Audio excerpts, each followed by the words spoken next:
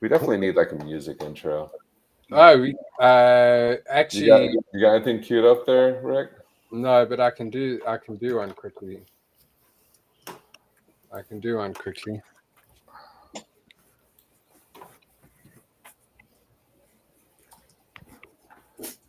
I don't know what's going on with my X, but Twitter. But when I open Twitter, it says "Welcome to X," and there's nothing there. So all my following people are gone. Are you guys? All my posts are gone. Is this just a? Twitter's been acting weird this whole week. Yeah, That's yeah. I just looked just now, and all my stuff was blocked. Yeah. Like, are we even live right now? I can't even tell. Maybe we are. Maybe It's we Party are. Buddha from DeFi Space Donkeys, powered by Weed on Solana. Get yourself a bag of weed. Yeah, buddy. Happy Friday, everyone. Welcome, welcome. Let's get this thing going. Man, I don't know what is going on. Twitter. Ah, Everything's acting weird. Seems like Every- it's just a normal thing for them to be down lately. Like, I think, yeah, it seems like it's par for the course. Like there's something down every single day or something wrong every single day. yeah, all my posts are gone, bro. I don't have any Yeah, posts. me It too. won't. It says just reload. It won't do anything. So Yeah. there's actually a site you can go look at. I always go and check it out. Let's see how bad. To The see outage. what the Twitter outage is. Yeah. Hmm. So here's the. let me show Like, you. is there even anybody Hey. on Twitter watching us right now? Because is Twitter just Are we down here? bad, that bad? Well, sometimes it works. Sometimes it works out that more people tune in because they can't scroll the timeline, so they look for like What? somewhere to just go Yeah, and chill and a they just bit. click on whatever's live. All right, what do we got here? Let's see. Oh, look at that spike! Look Wow. at that spike! That looks like a big. Boom! What is that number at the top? Yep, it looks. That's all the. Is that all the complaints? What is that? 12,461. Yeah, that's how many people have just In reported. the last 24 hours. And what Yeah. was the last spike? Right, I'll refresh it. Watch this. Oh my 15,000. god, that's hilarious. Can Yeah. you do like a month chart? And I want to see how how that compares. No, to they see don't what- let you, bro. I wish They only that do they did. a 24-hour. Yeah, I wish they really should give you like a month's thing to show you because We want more data. Like nothing is working. My messages aren't working. My notifications aren't working. Uh-huh. I go to my profile. I have 0 posts. I go to Yeah. actually it's showing me following and followers, but it wasn't a second ago. Like It loads some stuff, but it just takes it like a third time. I don't know. It's weird. yeah, you just have to keep hitting refresh, refresh, refresh. I'm curious. How does this sound with this new computer here? Like this is for science. For science. can't hear it, right? Oh, Not bad.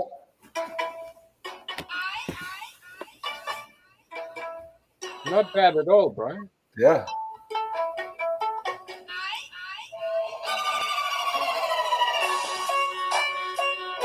Is that Lindsey Sterling? This is Clay John, the Trap Violist. You told me about him. He's a DeFi space donkey. That's cool. How do you spell it? I'm gonna look him up. CLEJAN. Hey Sean, musical artist. There you go. That's cool. I'm gonna pop that into my my Spotify. Hey, Pinky. Hey, happy Friday, everybody. We're trying to work through these Twitter issues. Pinky, hello, Luna Bella Boo. Luna Bella Boo, I'm on X. All right. So it's working, I guess. I don't know, man. Let's go. I don't even. If It's you not even guys are showing me. struggling, go and have a look at Abstract. We are streaming there too, YouTube as well. Let's go. I'm on Facebook, YouTube, and Twitch. Supposedly, I'm Yeah, streaming to YouTube. Telegram. Wait, hold on. Am I streaming to Telegram? I don't know. Maybe I am. I was thinking We're about just pulling up another phone for that. Yeah. All right, Crypto Stoner should be joining us a little bit later today. For now, he's in Rick's background. Rick, show him your background, bud. It looks great. There's Rick. There's DeFi Space Donkeys. There's I'm sorry, Rick. There's MSC and Crypto Stoner, and then there's a ape at the bottom there. Welcome everybody. Happy Friday. Happy 420-ish. Another episode of Higher Intelligence. We talk about all things kind of crypto, all things Web3, blockchain, crypto, meme coins, all the fun stuff, right? AI. I mean, we get it. Rick usually gives us some AI knowledge.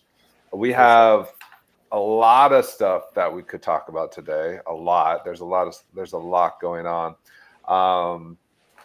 It's always, I think, best to kind of start with what is going on in the market. So, real quick, I'm just gonna share Some my drastic candles there. yeah. A lot of pullback and liquidations. Share my screen. Ba-ba-ba-ba-ba-bum. Move y'all over. So Bitcoin is at 104,879. We're down, a little bit over the last week or so. Let me go to the 7-day. We topped out just above 110, so we're down a little bit. But, healthy market corrections are always good. We need crypto in here. Stoner's actually just messaged me. Yeah. He said he's just got home. I'm going to just message him the link. All right, yeah. Tell him to jump in so we can do some TA for Yeah, us. because he was gonna say it's nice how it held that resistance right there, like right at like 104, like 102, 104. Like there's a lot of resistance right there where it's kind of catching. I mean, we didn't slip down to the 90s at all. Like, that's what I was a little bit worried about, that potential. We had a pullback, but it's crazy to think that less than 3 months ago we were near 76, and now we're 104, 105. This has been, it seems like it's been a wild year, but has it really been a wild year, or is this just business as usual? I feel like it's business as usual. I mean, last boom cycle, I rember waking up and just being like, everything was up, like double, triple, overnight. Yeah. it's like, what just happened? My wallet is huge. So I think this is just business as usual, and we talk about a lot how crypto kind of changes your perception of reality, right? And where this is business as usual. This is what we're used to in this space. 7-day down 4% on a month. Massive gains, massive losses. This whipsaw effect, right? Solana was up at, where was Solana last week? Earlier this week, it was like 175, 180, right? And almost yesterday it was right now? It was at 175 yesterday. Whoa. And then it dropped down, and now we're around 160. But again, this is like the new normal if you're in crypto, where bro, remember the saying? What do they say about May? Sell in May, go away. It's what I'm worried about, bro. We literally on the last day. Day of May. But if that happens, then like the Bitcoin fees aren't worth it to mine it. True. It's like, that's the thing, is every time that we have a cycle, it is boom or bust. Yeah, it's true, bro. Because the cost of making a Bitcoin goes up and up and up. So I think the cost right now is extremely high. So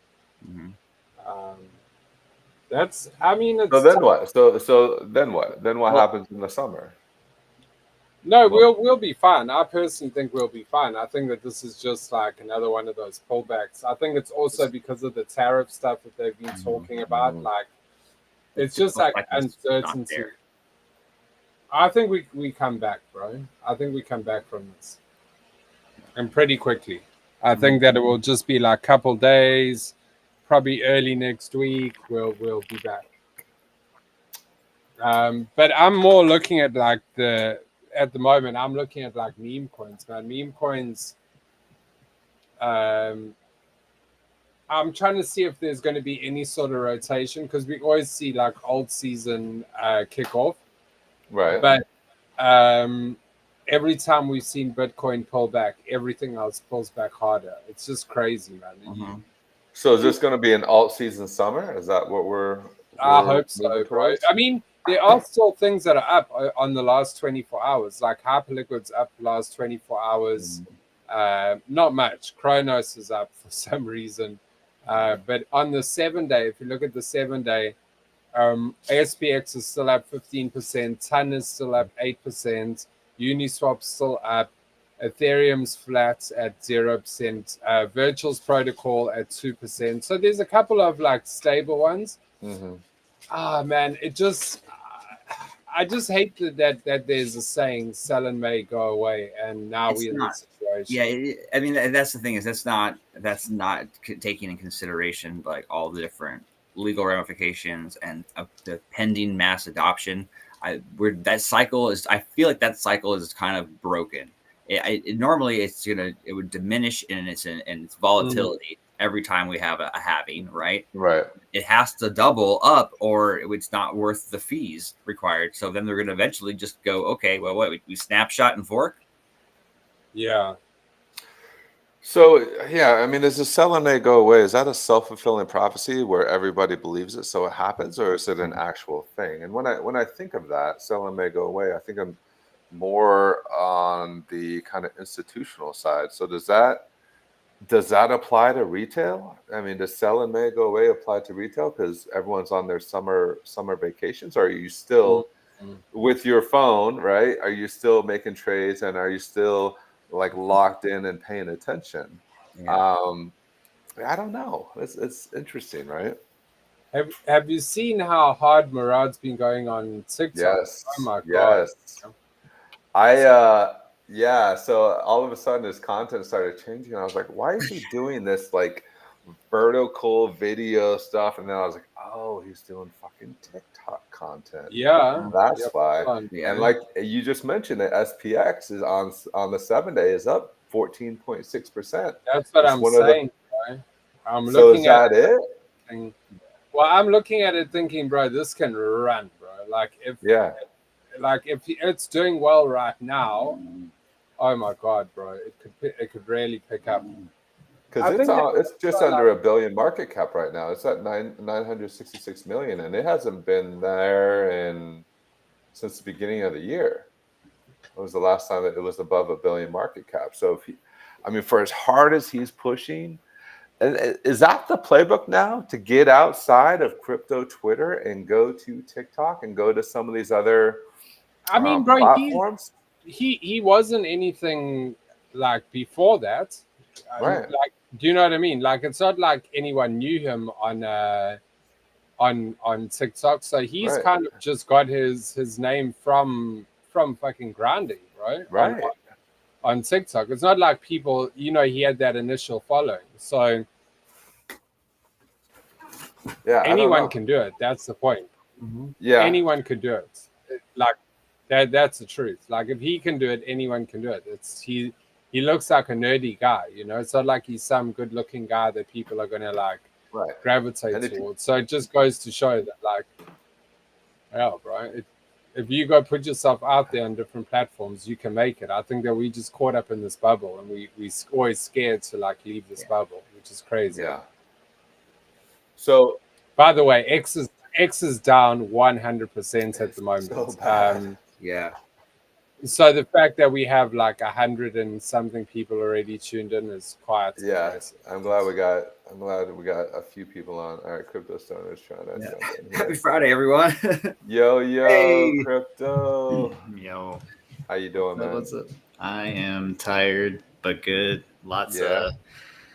of. I walked 13 miles in 2 days Damn. over the span of the Jeez. show. So, I'm pretty tired. I didn't realize how tired I was until I started getting up this morning and going again. And then I was like, I'm not not vibing this morning. No. And I had to kind of do some I had to do a little bit of grounding this morning, like get back, but then I had a couple of other meetings. So it's good. And then I came back to get on here and X is, I don't know if you, Yeah. I'm sure No, someone said something, but X is completely down. It's So I can't check fucked anything. right now. Yeah. Bro, it's So yeah, so very bad. interesting. So bad right now. Rick's been frozen on my screen here this whole time since I joined. I haven't seen him blink. So I Actually, hear you're him. right. But,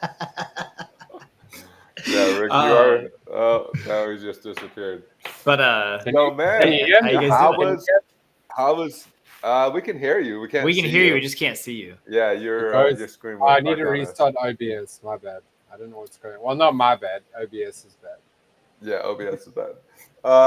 Crypto, tell us about BTC Vegas, man. I saw you walking around. Saw you ran to a few folks. I've never been. So for those who've never been, walk us through that. What was that experience like? Damn, if you've never been to a Bitcoin maxi party. Is that Dude, it was a pretty cool but crazy experience too. Yeah. 95% of the people there have no idea what this is. What do you mean? What do you mean by that? Okay, so everyone that I talked to at the convention really didn't know what Bitcoin is yet. They're What? And the other thing is too, I know this is going to sound crazy to people that have been in Bitcoin, but like you go into the conference rooms and it's really good stuff. It's insanely solid information, but it's all the same stuff we've all heard. This is very much an onboarding conference, which is great because all these people are talking about like these great minds or these billionaires are talking about what Bitcoin can do, what it's bringing. They're talking about what blockchain technology is.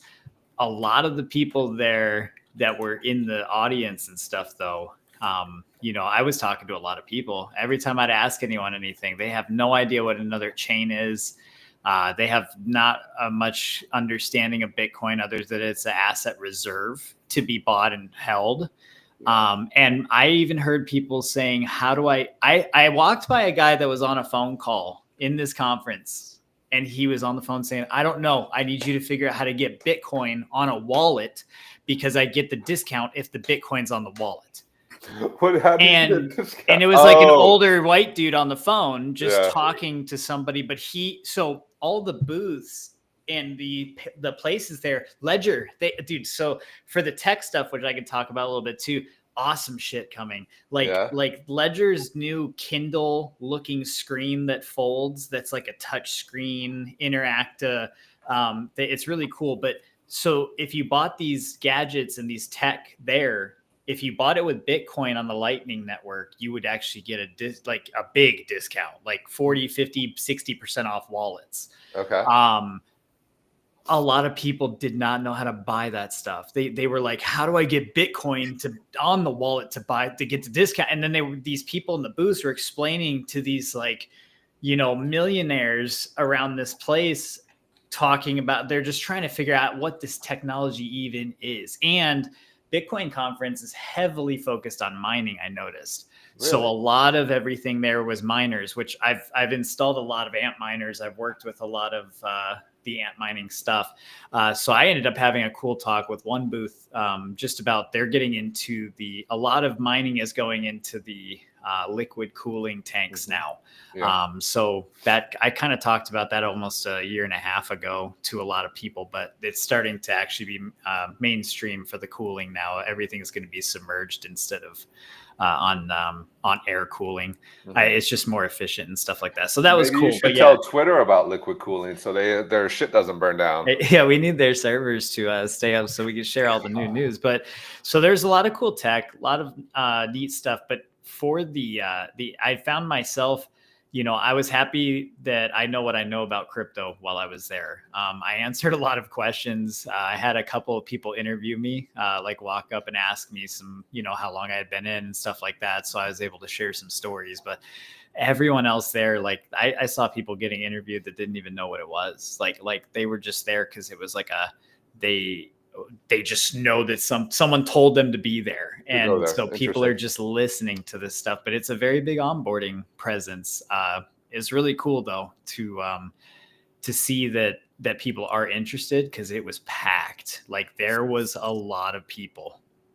So what was the demographic like? Are we talking old people, young people? I mean, does it run the spectrum? It's well, I'd have to say out of all, so that's the other thing too. I've been a part of a lot of conventions and a lot of conferences. I live out in Vegas, so I've gone to a lot of these things. Right. It usually does have like a very specific target audience and things like that. This had all walks of life. It was insane. It was a lot of, older, well-off white people. You could tell that they've been doing, just businesses, a lot of corporations, and stuff like that. But then also a lot of young people. A lot of people that you could tell, like they took a whim going here, kind of like spending money to go learn, to figure it out. I sat next to one lady at one of the main stage at Nakamoto, and she was like, my boss sent me here. That's cool. I have no idea what this is. He just said that we need to figure it out for our business. And what was the company that she was a part of? Do you know? It was a construction company, but not construction. It was like what's the other word? They do like general contracting, like contracting. Okay. And they were looking at, he wanted her to be there for an investment thing. It had nothing to do with their business. He just said, basically told this lady that runs his desk and stuff, like, you need to go figure out what Bitcoin is to report back. Yeah. So she was trying to she's like, what is a blockchain? And I was like, what? I was like, wait, this person just asked me what a blockchain is. That's crazy. So but yeah. And a lot of younger people though too, kids too. People brought their children. There was a kids Bitcoin TV show. I actually got their information. I talked to a lot of booths that would love to be to like reach out onto the Web3 world, the crypto world. Something else that's crazy. A few of these companies, like that company in particular, they don't have wallets to like accept stuff. They just take cash. It's fiat. It's all USD based still. Like they don't like some of these vendors there were just USD collecting companies still. They didn't even take the crypto. Yeah, like they didn't necessarily promote crypto. It was like Square, Cash, that kind of thing, which is also really wild to me to notice about all of that. You think it would be all crypto? I tried to give an NFT away to a guy at the booth. He's like, I don't have a wallet. I was like, what? He's like, no, I don't. We just do like an NFT, like crypto NFT. I was like, dude, what the heck? So some of the interactions are very confusing to me. Yeah. With the way that some of the like maybe the companies sent people to work for their booth, and then those people at the booth don't know what crypto really is. It was just interesting. Wow. So that was just a side note. But to answer your main question, it was all walks of life.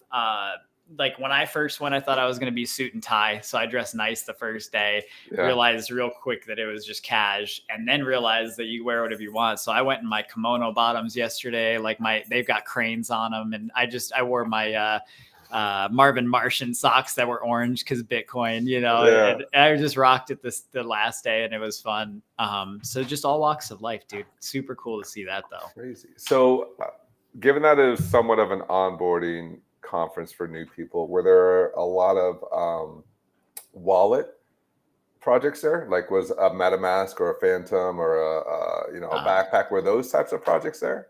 Phantom was not there, but I saw Kraken. I saw MetaMask. I saw obviously Ledger. There's a lot of hard wallets, ledgers that were there essentially. So there was a lot of physical tech there. There's a new one called, I got to get the card for it, Bit something. But basically you don't have a seed phrase with this. There's no seed phrase to this wallet, and it's fingerprint scan on the physical device.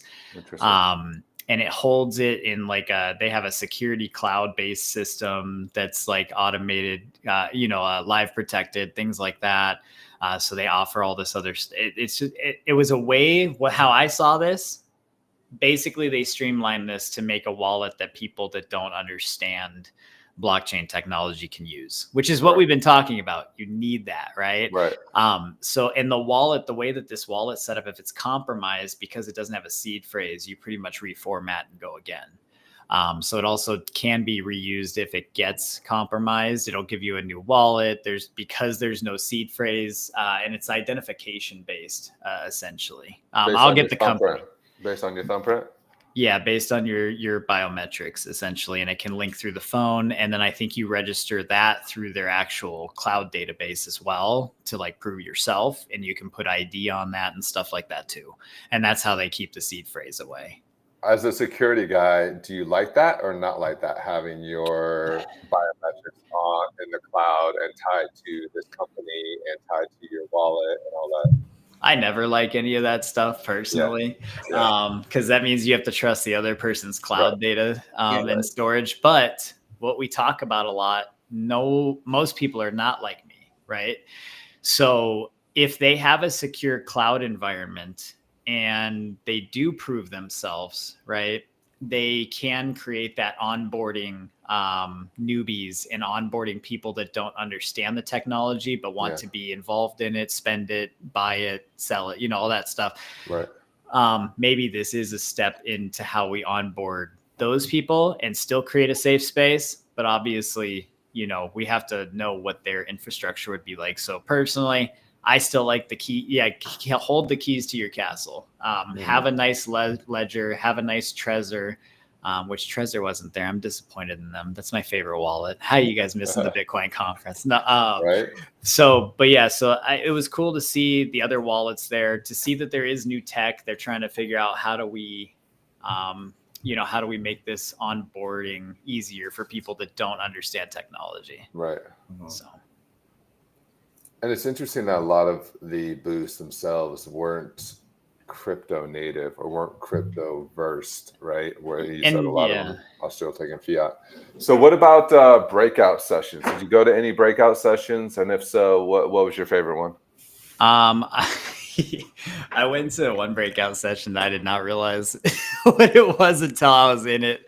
I was like walking through one of the halls and I went to a Coinbase one. They're just but the breakouts that I went to, one was Coinbase, one was Ledger. I left probably like 15, 20 minutes into most of these. If I noticed that the information was stuff I already knew, then I would just kind of roll out pretty quick. I didn't want to waste time. I also, I was there for Quack Life repping them. So the main goal there was to help bring awareness to what they're building and doing, which went really well. We actually met someone that's going to meet us in real life talking about getting that sanctuary together and stuff for the ducks. So that'll be cool. But the breakout room, I went into one and it was like, it looked like they were playing Pong or Pong on a game. I was like, what is happening? I was like, oh, these look like retro games. And it was like, they were talking about gaming and blockchain technology. So I was like, oh, cool.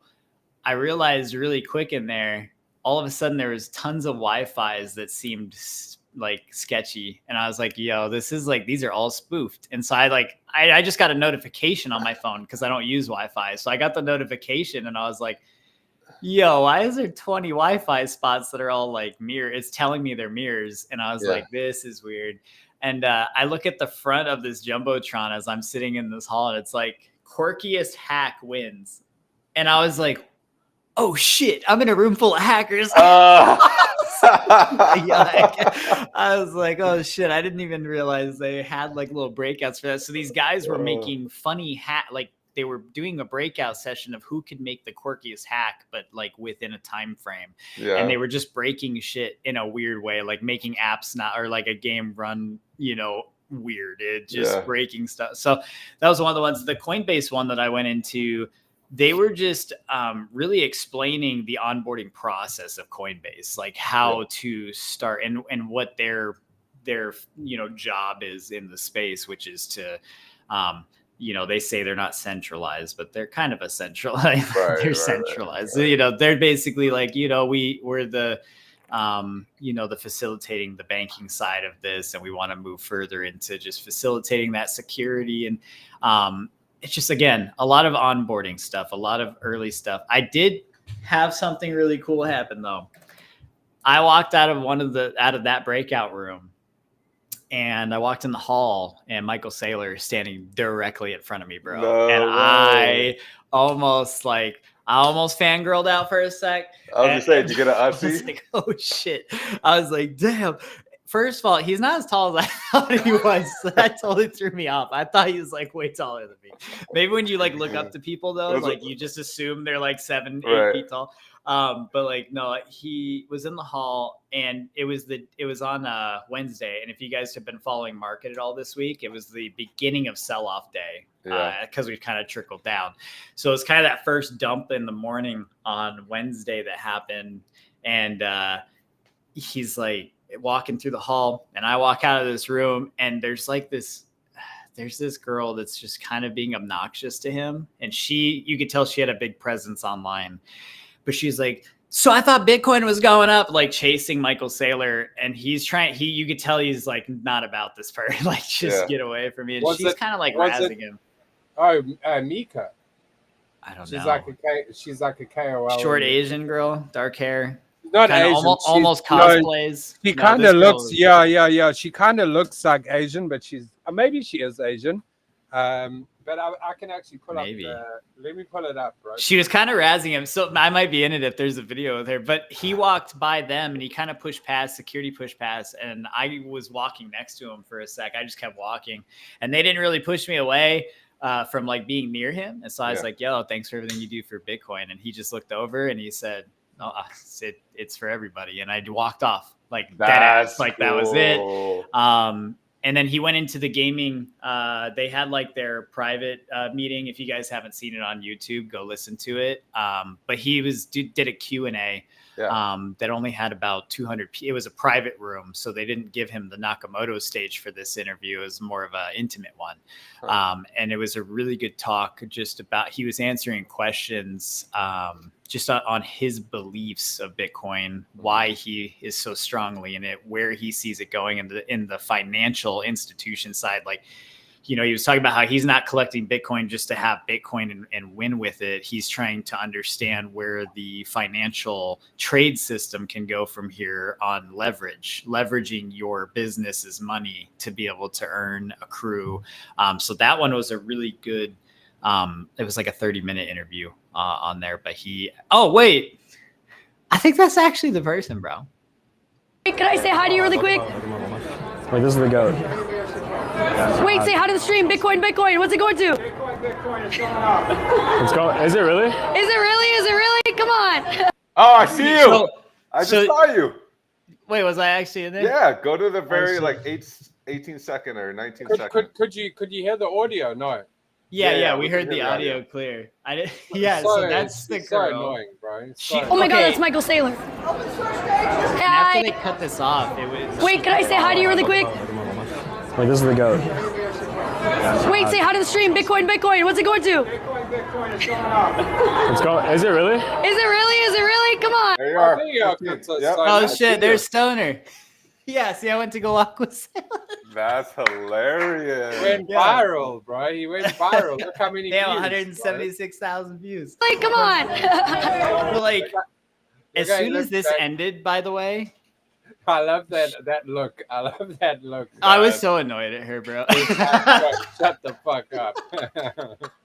I love that you can see it on my face that I'm annoyed at her. Hilarious. And that's why I walked out after with Sailor, and I was just like, "Yo, thanks for everything you do." And he just looked over, is like, "It's for everybody." And that's so took cool. off. But That look.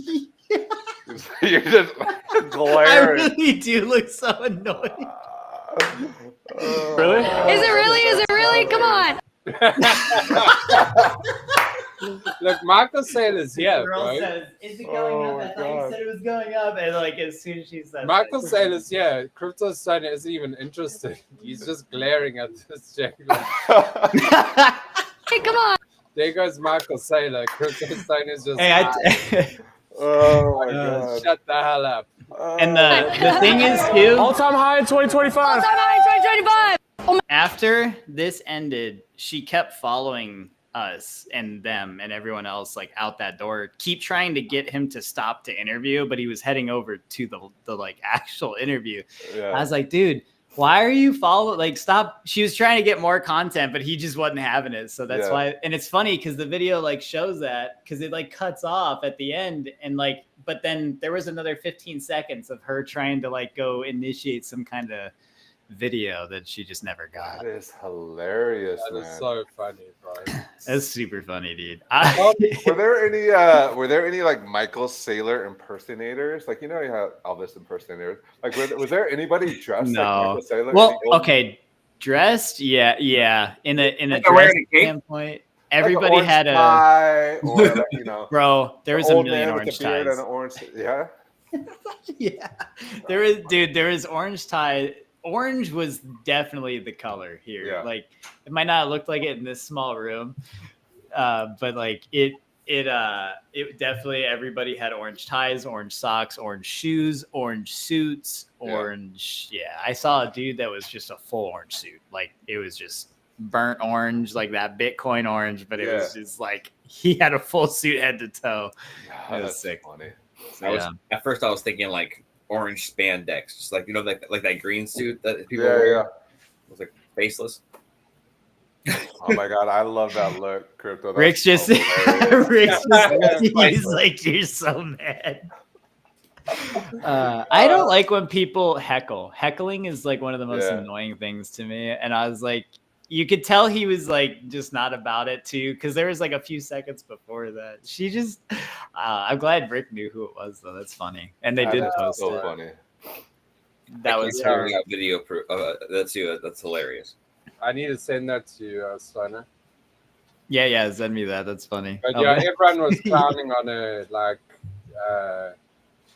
afterwards. So like the whole timeline's been clowning her because of it. So that's crazy. Funny. yeah. That's funny because the Coinbase breakout was right behind that. That's why I walked out. And then Sailor walked out from the opposite side. So like two different hall sides. Mhm. And I was just like, oh, I was like, yo, this guy looks like Sailor. And I couldn't tell at first. But then when I heard her start heckling him, I was like, oh shit, this is Yeah. actually Sailor. I was like, damn. Yeah, that was crazy. What, So did what, it- what was your biggest takeaway? Was your biggest takeaway that it was a lot of new people and it was an onboarding, or what was your biggest takeaway from it? Okay, so I'd say my biggest takeaway personally was just the connections. Being able to, so Lost Peanut was there with the Quai network. I saw the picture of you guys. I talked to a couple of people at Quai Network that are working on their stuff, and you know they're a pretty large project, and I had no idea. I really hadn't heard of them prior. So I met with Quai Boss and Lost Peanut, and I think his name, I have to double check. Forgive me if I'm wrong here, if he hears this ever, but JD, I think it was, or who, working with Quai Network there. You know, they were right next to Peter Schiff. Their booth was actually, so apparently, I don't know. Hold on. I don't know if I'm supposed to say some of this. No, I think it was a public charter, so it could be traced anyways. Schiff and somebody from like the Quai people, a couple of them had all sharing a flight out, but Peter Schiff was like helping to get them there. Peter Schiff is very interesting, man. Seeing him in real life, I gained a little bit more respect from him. I did not like him at all until this past week, because he's just always a naysayer on Bitcoin. Yeah. I've learned that I think Schiff just likes to manipulate the market so you can get some good buy opportunities. He was right next to Quai Network's booth, and he obviously you could tell that he enjoys them as people. He was very kind to everyone around. He doesn't get as heated and like angry as he's talking to people as he does on interviews. I feel like it's more of a camera thing, or a little bit there, but he's pretty humble dude. It was interesting to see him just interacting with people.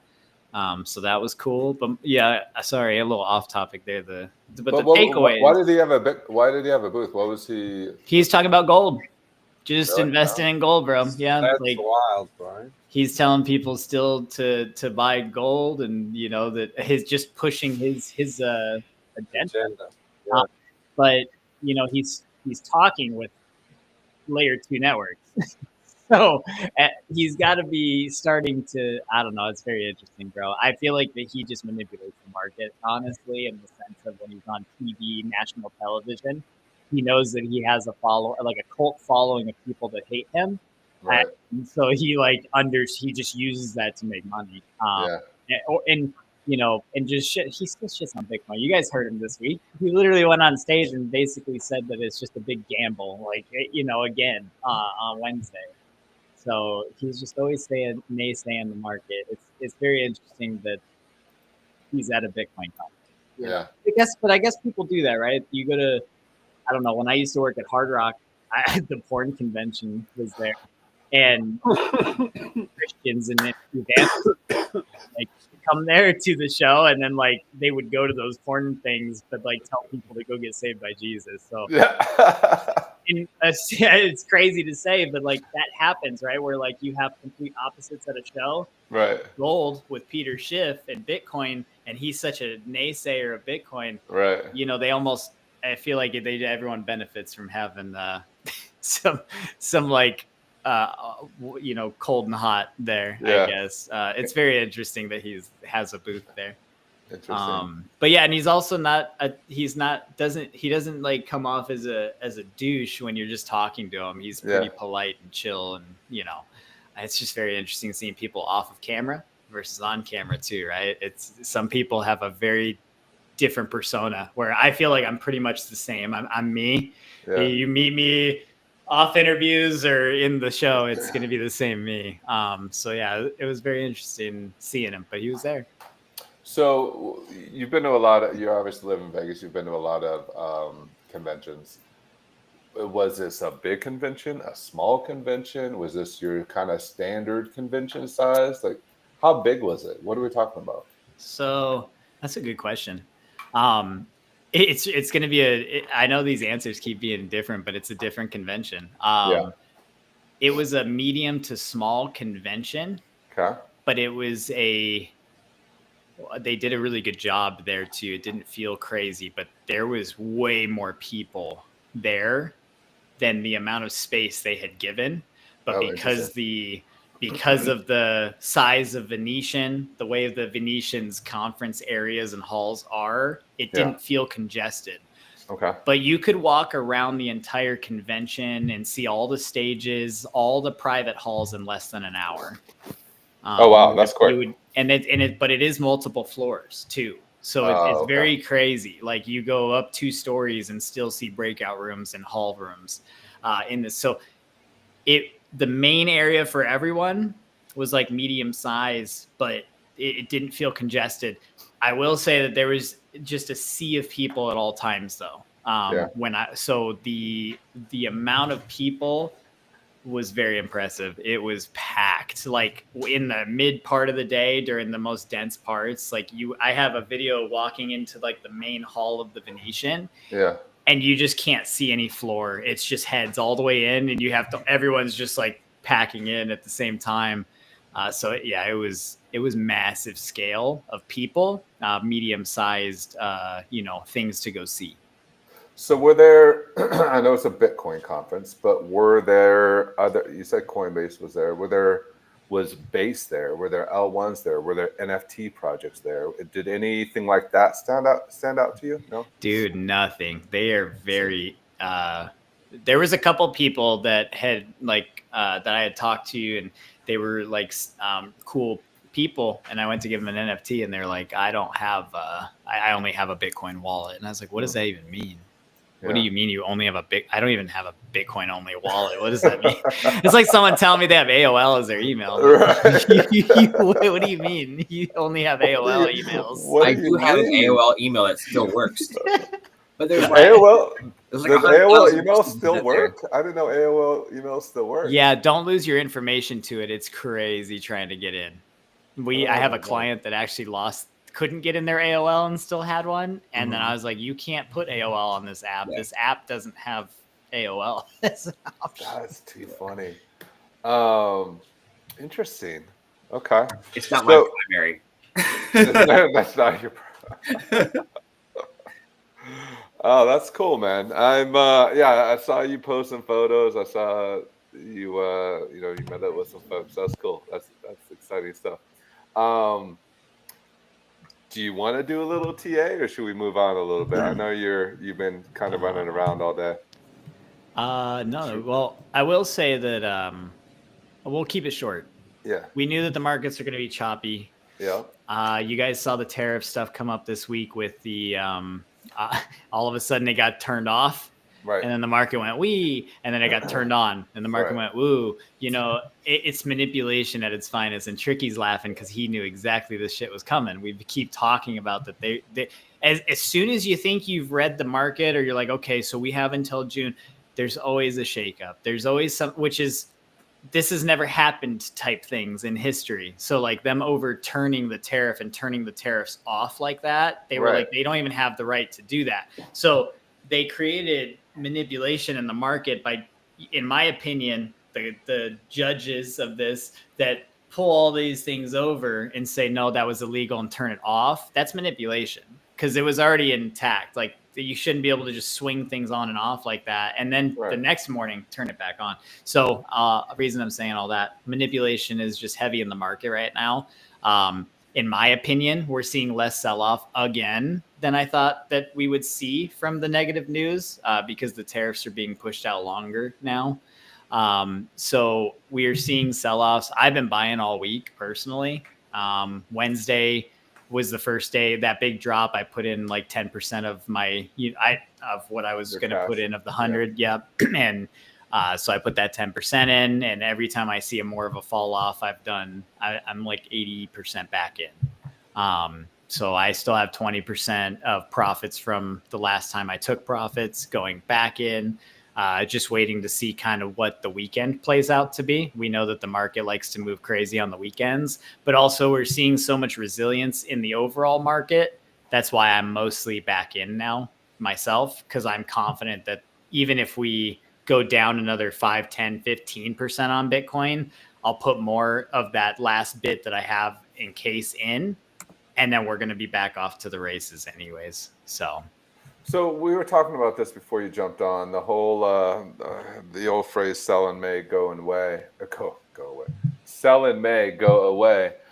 Is that? I mean, we're May 30th. We got another day left in the month. Are we going to see just sideways chop and for the next 3 months until September, until people come back from summer vacation, or do you think that we're going to make new all-time highs in July or August? I'd say after being at the conference here, that's the other thing too. Hearing all of these hedge fund investors, the CEOs of these companies, everyone is insanely bullish and just screaming that it's still early to people that are just hearing about Bitcoin now. So in that sense, I think that we are seeing a lot of people be told to get into Bitcoin now. And that's going to take a couple more months. But I think Big Man is still onto something with the 4th of July celebration. You know what I'm talking about? And he said, like, I think that he just has he said that universe just put it in his mind. He's like, it's somewhere in July. So I think that, realistically, we should be June, July picking up steam in Bitcoin again, realistically, and then seeing that dominance wear off. We've been saying it for a few months now, but it's not July yet, so that's why we keep saying it. But that we will see Bitcoin most likely dominant into June, July, and then start to see that rally of the alt season start, where we start to see Ethereum and Solana take a little bit more of a dominance in the market. And overall, it's going to be Ethereum.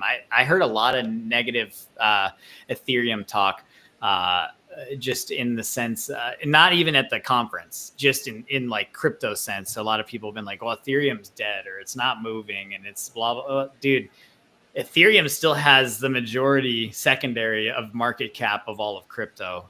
So that is going to massively change in dominance soon. So once we see Bitcoin have its next leg up, in my opinion here, not financial advice, but into that July time, this is when we should see Bitcoin really still rallying, and then but also seeing Ethereum start to take that market cap and start to pull dominance away from Bitcoin as people start to profit take the tops there. And once we see, I'd say, a few days of actually seeing Ethereum hold dominance over Bitcoin's dominance, or seeing that dominance weakening on Bitcoin, and that stays, that's when we'll know the alt season's right around the corner. And Ethereum is most likely going to be one of the very first to have an explosive jump in alt season because it's Ethereum. And then everything else is going to start to build along with it. So yeah.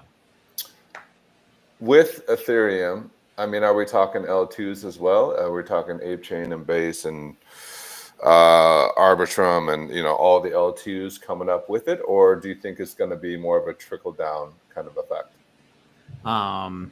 Say that. Sorry, I was reading Bitcoin is a Muse. It was a big message, and I felt bad for not reading it, so I was reading that. Okay. Say your question one more time, and then I want to answer Muse. We're going to answer that after. Is it with Ethereum? Are all the L2s going to pump as well, or do you think it's going to be a trickle down? Bitcoin pumps, a lesser pump with Ethereum, a lesser pump with the L2s, a lesser pump with whatever might be next, Solana or meme coins or whatever. Do you think it's kind of a step down pump, or do you think we're going to see a higher pump from some of these L2s and the meme coins to follow? I think that this run that we're currently in is going to be in my opinion, just from what everyone else feels, and I think a lot of people are starting to share this sentiment too. And if anyone else on the panel with us here does too, shake your heads. But I think this is probably the last run that we have like parabolic booms just all over the place, and all these coins and projects mooning everywhere, like a lot of them, and just seeing dominance everywhere spread all over. So I think, and that's like a super cycle trend. And I still think that we're in a super cycle buildup because of the mass adoption appeal here, the chance of having a mass adoption boom and doubling the total market cap of crypto type thing. Yep. I think that also leads to an insanely volatile but booming cycle of meme coins and projects and anything, any token, any NFT. You know, there's just going to be trillions of dollars flying into the markets. And that's going to be, but that'll be the last time we see those booms. Right.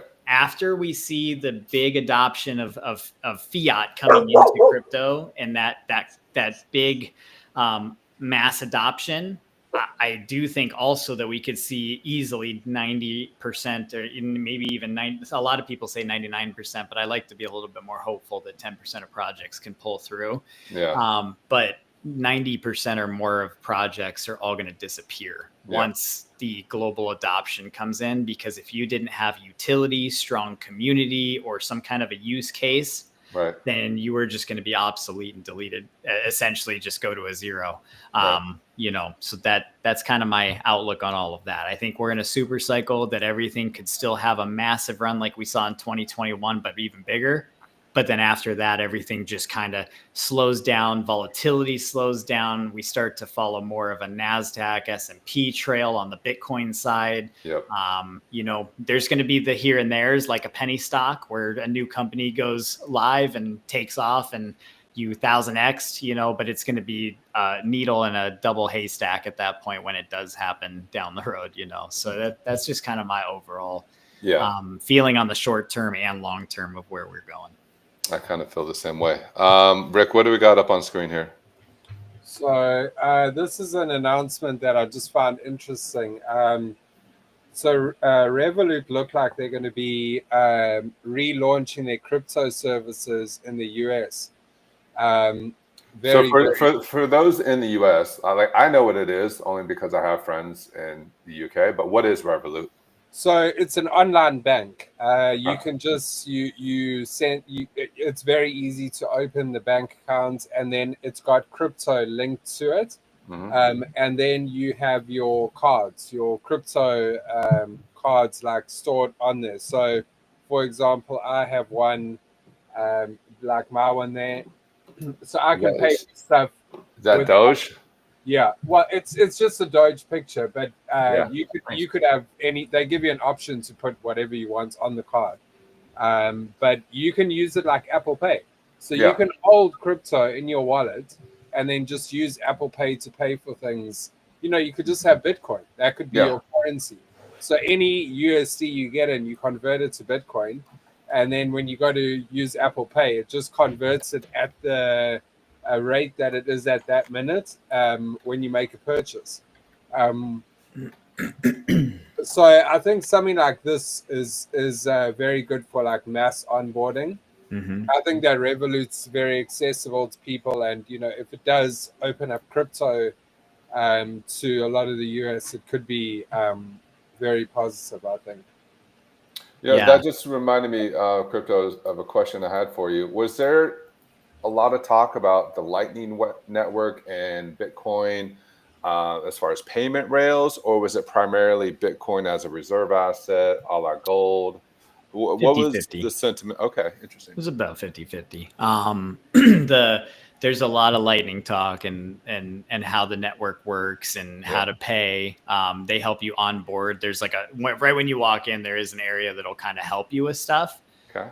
In that sense, and they have like merchant stuff, but they also explain that, and then they take payments for Bitcoin there. But the rest of it, the talks on stage, it was very much a asset reserve talk and a leverage talk. So there a lot of people, that was the one difference I'd say from a lot of talks in history past, is now businesses are like, wait, we can leverage our Bitcoin against our business and make more. Okay, hold on. So that was the bigger talk, and Michael Saylor's proving that, and that's why people are talking about it now. Right. Is because he's proving it can work. So now everyone on stage is talking about, wait, how does this work? So they're explaining asset reserve, leveraging your Bitcoin into your business, or leveraging your business onto Bitcoin, and taking that growth because it's outpacing the S&P 500. It's outpacing any history of investment, and so your business can massively profit off of reinvesting itself. Or using Bitcoin as a leverage point. So it's very, that was the difference in that side. But yeah, a lot, other than that, there's still a lot of Lightning talk, the network and paying. And there was the people that took Bitcoin, that's how they took it. Right. Like I said, there's only a few, there was some stands that didn't take crypto as a payment, but so it was interesting to see that. And also real quick, just because I don't forget, Muse with the talk about safety and educating people, onboarding people, that is something we take serious. So just to touch on that for a sec, with everything that's going on in crypto and the mass adoption and the people coming in and the money coming in, we know that we're also going to see more scams. Even over the week, we saw that little pump, right, over the last 7 days. I don't know how many pump tokens I saw come up. As soon as the charts were looking good for those couple days, there's just new CAs all over X and Twitter, people getting rug pulled already. And it's like, dude, it's been 24 hours of a new all-time high. Like, how do you guys get so go ahead, Rick. There's a problem. Sorry, I just before, I don't want to end this. I've just gone and looked. Nick, this show did not post on your timeline. Yeah, I saw that too. It shows that I'm live, but it's not it's not showing anything on the timeline. Yeah, so you can do it. Go to Premium on the left-hand side. Yeah. Go to Media Studio. Yes. Go to the top producer. Producer at the top. Got it. Click on the stream. It says I'm live. Yeah, click on the stream. Okay. And then there's a link under the stream. Copy that link, and then make a post with that link, and it will bring it up like a video. We are live, even though we're ending in 2 minutes. Yeah, but just still, so people can see it. Like, that's why I thought let me mention it before, because we get a lot of people watching this after. Like in the next 24 hours, we get quite a lot of people tuning in. So But also just a couple of other things that I wanted to just talk about. One is the OpenSea. I don't know if you guys saw their airdrop XP thing is live now. Yeah, talk through that because you mentioned that earlier, and talk through what that is and how that works. So let me share my screen. Let me just see why is it glitching out here. Moonbeam, we love you too. Okay, shout out to Moonbeam over there. And we meme coin fan while you're getting your screen. Oh, this is how I buy my crypto. So yeah, he's the one that told me about Revolut. Okay. All right, are you sharing your screen? No. He said it was giving him an issue. So yeah, when you log in, you'll see it will come up. But this is basically what they're saying. So OS2 is now the default experience. When you go to OpenSea now, it will ask you, do you want the trader view or the pro view? I prefer the pro view, but it's up to you. And then you log in, and it will give you like a screen like this. And basically, there's all these different challenges that you have to do, daily challenges for XP. Like this: purchase $5 of a token on Solana, create or edit any OpenSea gallery, purchase any NFT on any chain, and you get that XP. Yeah. And then it also gives you retroactive awards, and then you've got your loyalty here on the side as well, which obviously, it's a view like exclusively listing on OpenSea. But yeah, so you get all of this, and that's going to unlock the C token. So the C token, there's all different tiers as well of what you're doing. And then just he was talking about the C token here at the end. It's not like announced yet a day. Oh yeah, the foundations to release the C token as you receive and experience it. The team is moving with urgency to ensure C has thoughtful mechanics, reason to hold it, and long-term alignment with community expectation. Past history will be rewarded with its own allocation of C, so that's separate from this. And yeah, I mean, I think, especially with like the retroactive awards, I think a lot of us will get something out of this. So, but it's another TGE, so I expect it, like everything else, to just mass dump on Unlock. Interesting. Okay. So they're gamifying people using their platform, learning about their platform through this XP, and then the airdrop that'll follow from it. That's kind of cool. And then you know what it's like getting rugged, because everyone will dump it right away. It's all the full experience. That part is a little. They need to have some kind of a safety for that. I feel like, though, or some kind of a anti-dump. It should be a time. It should be a time. Take it. A normal waterfall that slowly over time it unlocks. So every month you get a 12% allocation, and then it's over. So, But go and do these rewards, because obviously you don't want to miss out on that XP. That's when true. it's just, some of it's free. Some of the stuff is just like, yesterday I did one, and it was just to share a post. The other one was make a gallery with your NFTs, and I got 250 XP for that. So it's only just started today or yesterday, so you can get on like every day and just go and do those rewards. At least you'll get something for the airdrop that's coming out, so also your retroactive rewards, if that's also included, it might be okay. This is there's still a lot of good headlines, Rick, that we can talk about. I want to pick one or two of them. The Loud token is let's talk about Loud, because that is interesting. So I want to show you guys the Loud. It has the mind share. These guys have captured 70% mind share on X, which is it's insane. To do that is like it's honestly, it's ridiculous. But at the moment it's down, actually. So it's called Stay Loud, and all it is really they're giving rewards to people that speak about them.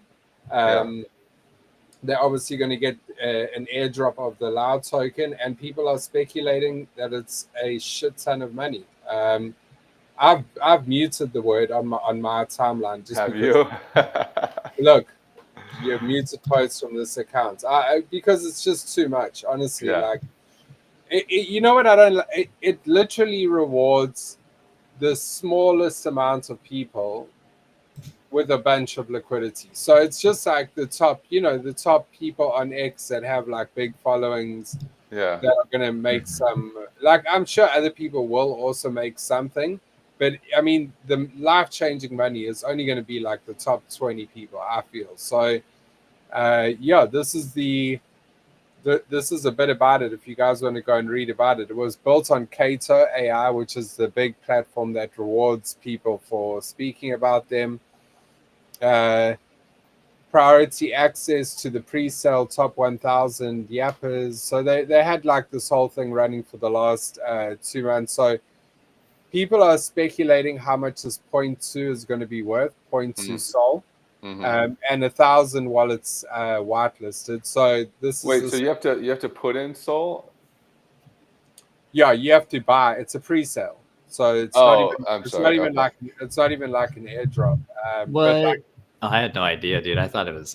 I hate pre-sales, to be honest. and look how many people are tuning into these spaces. So it's crazy because in my mind, I'm like, bro, so few people are gonna get rewarded for this. But anyway, like, there was some speculation here that he did yesterday. So the top 1,000 people on Stay Loud will receive a 0.2 Sol allocation for the pre-sale. Oh, so they'll receive an allocation, I guess. Okay.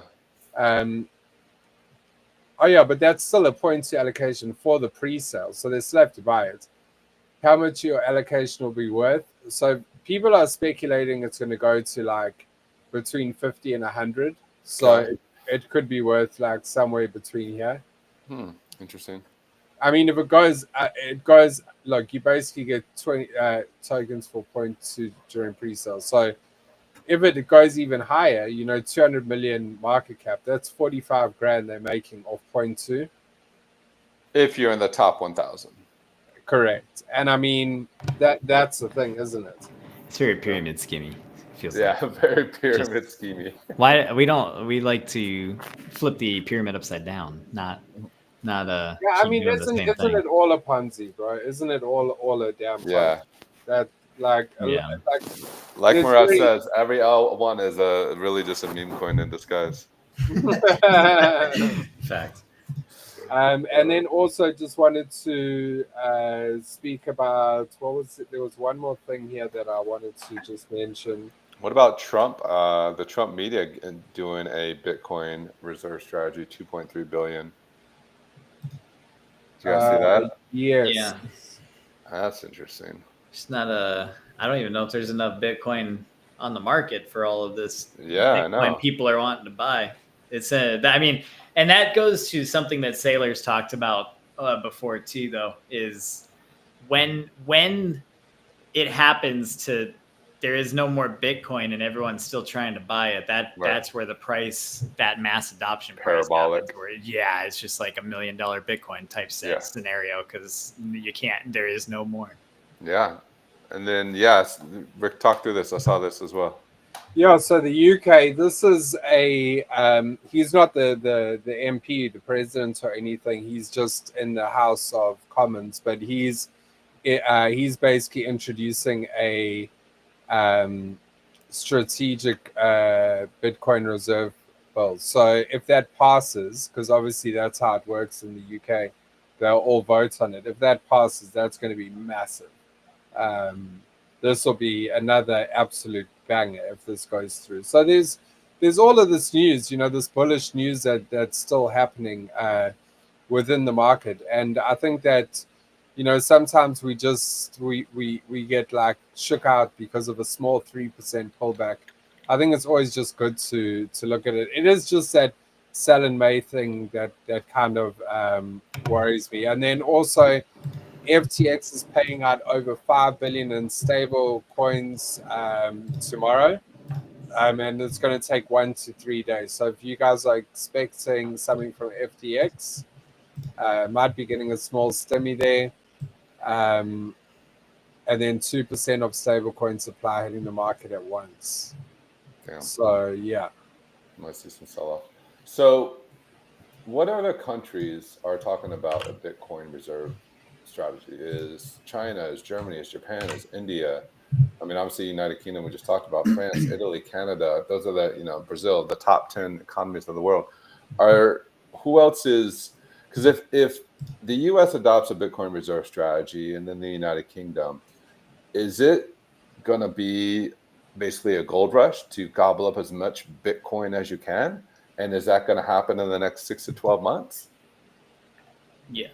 Yeah. Well, not 6 to 12 months, maybe. It depends. The red tape and manipulation can make anything longer. But I that's a lot of what I heard at the conference was that too, I guess, in the lingerings of things was, and when you ask the question too, is anyone talking about reserve? Every country's doing it. I get whether they're public about it or not, totally different story. But we even know Germany's buying again, which I mean, they took a massive loss at like 70K and then yeah, or like 68, whatever it was when Germany had people posted that the Germany wallet like dumped all of it. They sold all their Bitcoin. Oh wow.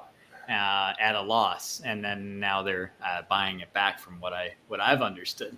But the thing that's going to happen too is, there's only 20 million Bitcoin. We know that, right? That can ever be had. So out of that 20 million Bitcoin that can ever be had, that not even a fractional of a Bitcoin would be for every person in the world. So not everyone can own a Bitcoin. Right. And that's kind of the race right now. Like you said, that gold rush is going to happen. The exchanges already run short of things. We saw what happened when Coinbase, they have billions and billions of dollars, hundreds of billions of dollars running through there. But because the supply, when Solana was really going hard during the pump fund craze, remember Solana, they didn't have money to send. There was exchanges running out of their own Solana to send to make transactions happen. And the same thing is going to happen with everything else, Bitcoin too, but even more on a grander scale, because it's even smaller supply to be had. And that's the asset reserve value of it. And that's why the fractionalization of an asset reserve is also key in everything that we're doing. Plus you guys have sats. Like if you're a Bitcoin maxi too, you really stack your Satoshis, right? So you're actually paying in micro fractions, and that's kind of the Bitcoin grand scale of what they talk about anyways, is that Bitcoin would have sats, which would then create that Bitcoin has its reserve, but then you have micro fractions, which are your fiat to spend, kind of like Shiba Inu's ecosystem is trying to set up too. So it's very interesting, but there's not enough Bitcoin. So right now is still early. And like you're saying, Nick, once every country really realizes that you can't have enough, it's just going to disappear off exchanges instantly. So you just made the point. There's only 20 million available, right? If Satoshi's wallet's gone, not gone, but I don't think people appreciate that enough, right? 20 million, and that's it, around the whole freaking world, around the globe.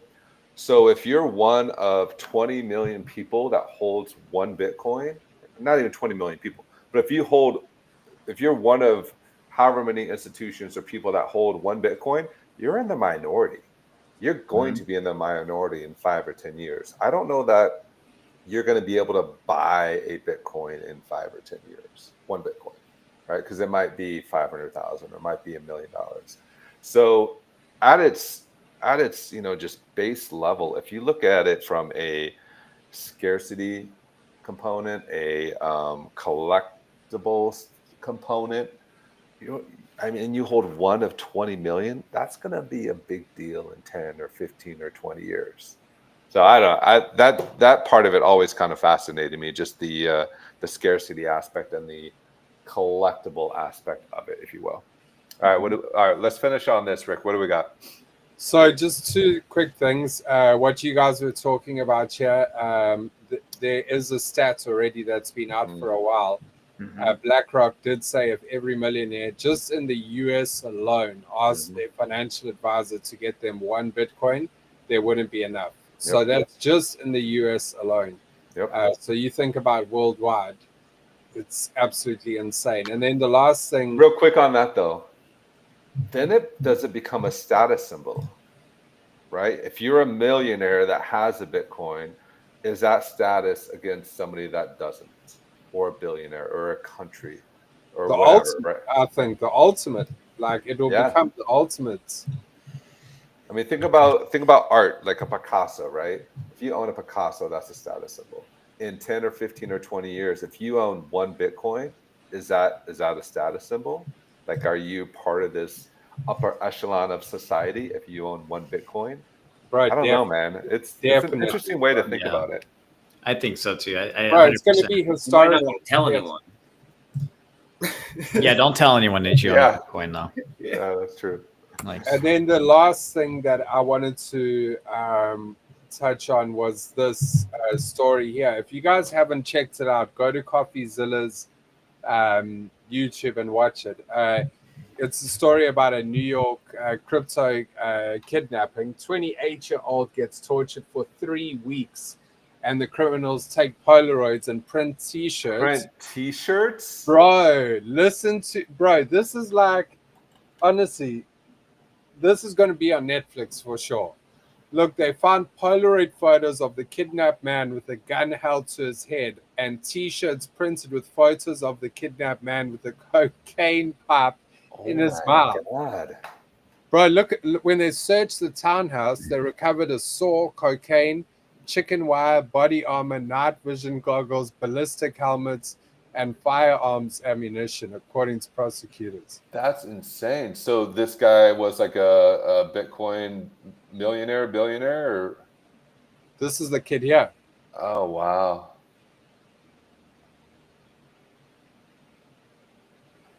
What is going on? Right. If you read the story, it's so crazy. And it just it seems to be happening like every week now that like crypto people are getting kidnapped. Like it's no, you guys got to be careful. And that goes back to what Muse was saying earlier. And we can kind of, I know you want to wrap up. So hopefully this can kind of help wrap us up. But just security we talk about a lot. It's important.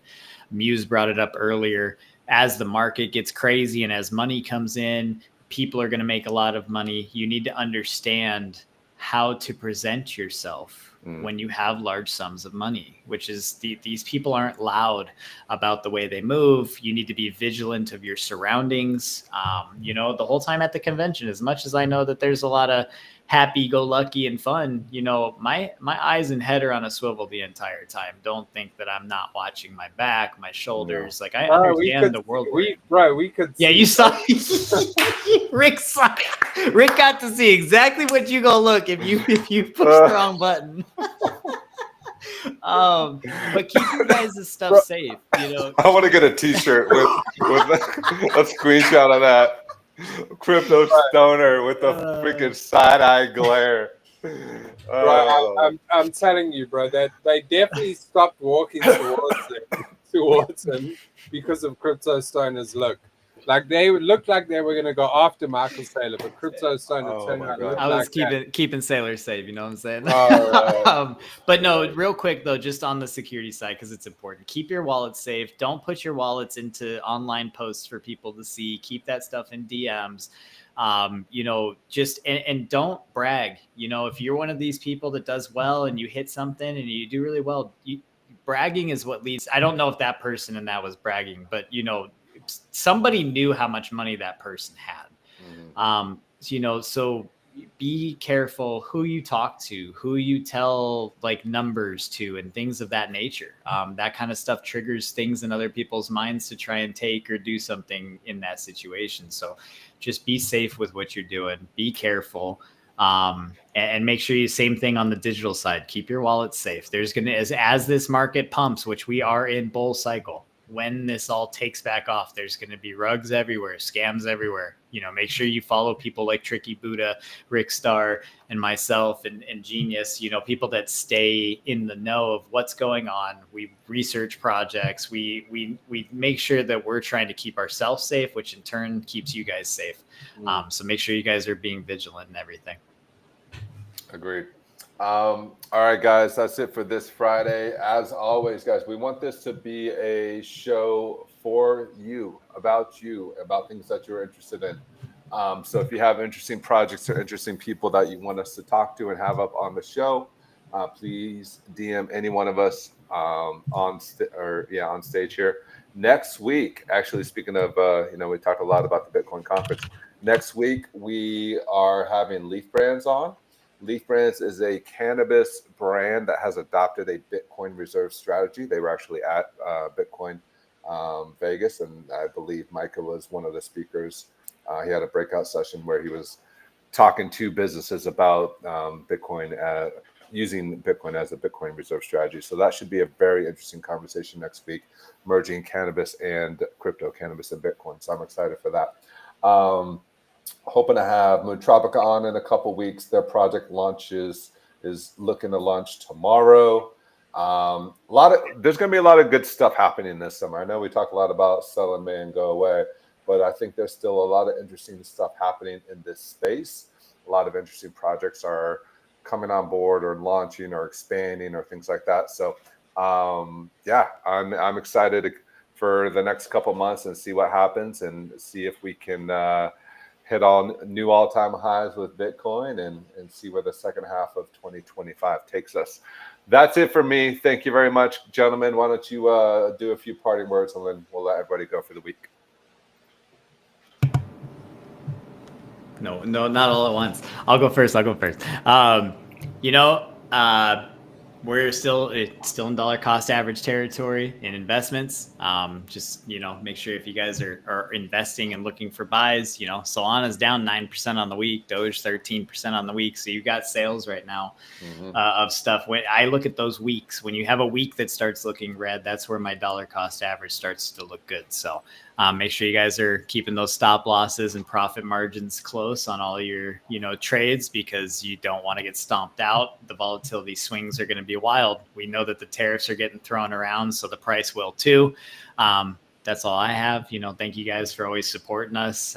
Thank you for those of you that found me at the Bitcoin conference and got NFTs. It was absolutely amazing to support Quack Life and their IRL vision, along with their digital vision and Web3 here.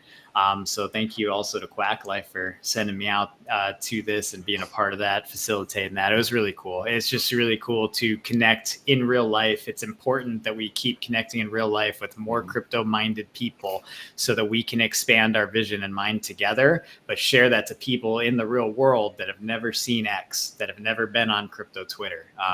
That is one of the most important things. And Peanut, huge on that, because Peanut is very, very big about that human contact interaction. And that's why it was such an honor really to hang out with him and talk, is he really has that focus on we need to be personable in real life thing. And that is important. And I saw that at the convention. So the more that we get to do this, that you get to meet up with Crypto Stoner at conventions and find me for NFTs, this is the beginning of great stuff we're creating in Web3. So I'm just happy to be here with you guys for another week of it. Absolutely. Tricky? You want to go, Tricky? Well, I can go. Stay positive. Have a good weekend. We got lots of stuff coming the whole weekend. I think we're basically live all the time now. There's a Green Pill Collective space every day for at least 3 or 4 of them.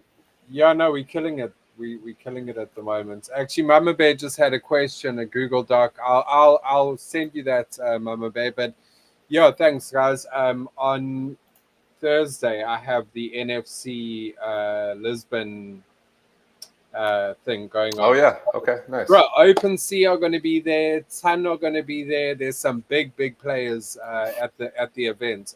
So, bro, I'm just going to do what Crypto Stoner did, bro. Just go out there and just network, bro. Go meet people, do some onboarding, you know, just really be out there. So those 2 days, ladies and gentlemen, Rickstar might not be online for a big change. Probably like it's the 2 days of the year I'm probably not online for. So yeah, looking forward to that. Speech is all ready to go. And yeah, that's it, guys. Tomorrow I've got Sunday we're going to do Shiva. Saturday later we've got Mama Bear Space. But yeah, other than that, nothing much. Just want to say thanks to everyone for tuning in. Yeah, I have one more before we go alpha. I forgot. Pencils are down on Solana Deads, and the launch mint date is the 6th officially. Pencils are down. Work is in. So Solana's dead launch Next is Friday. So next Friday we're going to be launching. We're going to be doing spaces, and we're going to be live next Friday. We're going to be live next Friday talking about Solana Deads. But we do have pencils down. All art is in. We're just finalizing the last bit of traits, so we're locked in, and I'm excited. Nice, man. Congrats.